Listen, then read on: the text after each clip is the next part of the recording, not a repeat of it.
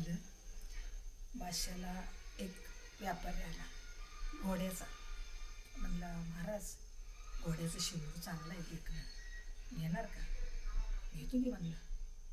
काय मागशील ती किंमत देतो. घेतलं शिंगरू चांगलं तराट बारीक छोटं.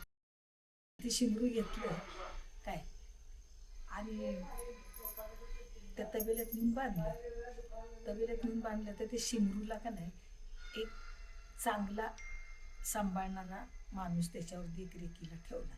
ते शिंगरू म्हणजे त्याला खायला घालायचं, वैरण गाडी पाणी. मग गंमत काय, तो सांभाळणारा जो मालक होता तो का नाही असं चालायचं, असं चालायचं बरं का. मग ते शिंगरूला का नाही तो मालक जसा चालायचा तसंच चालायचं ते शिंगरू. मग थोड्या दिवसांनी बादशाह गेला तबेल्यात बघाय. म्हणलं शिंगरू कसं झाले काय बघे. मग सोडलं त्याला, म्हणजे किसं चालतंय त्याला सोडलं तर ती शिंगरू असंच करायला लागलं. महाराज म्हणला, असं का करते हे? बिरबल होता हुशार.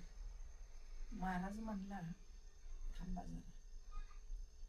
दुसरं शिंगरू चांगलं आणलं आणि त्याला त्याच्याबरोबर हे केलं.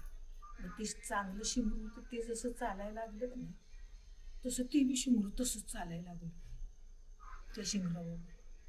बिरबल म्हणला, महाराज त्या शिंगराला सांभाळणारा तो कसा चालतोय थोडं बघा. ते म्हणलं, कसा? मी का बघितलं. म्हणलं, तुम्ही काय तबेल्यात कवा आलाय सा?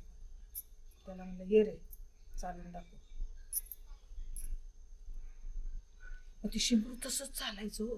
म्हणजे तो सांभाळणारा मालक चालतोय की नाही त्याचं बघून ते शिंगरू तसंच चालत होतं. आणि जेव्हा सगळं बघितलं मग चांगलं शिंगरू आणलं त्याच्या जोडीला. ते जसं चालायला लागलं त्यानं बरोबर पाय टिकून व्यवस्थित चालायला लागलं.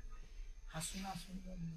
बिरबल म्हणला ह्यो माणूस सांभाळणारा चालतोय त्याचं अनुकरून ते शिंगरू शिकले. काय दुसरा आता त्याला चांगला सांभाळणारा माणूस ठेवा म्हणजे तो चांगलं चालू शकेल. याचा अर्थ काय? याच्यातनं काय बोध घ्यायचा तर अनुकरण हे स्वतः माणूस करत नाही तर त्याला दुसऱ्या माणसाकडनं ते येतं. तसं याचा गुणधर्म कुणाकडं? शिकवणाऱ्याकडे असतो. दोष याच्याकडे असतो. म्हणून शिकवणारा मास्तर चांगला लागतो तर मुलं हुशार होते.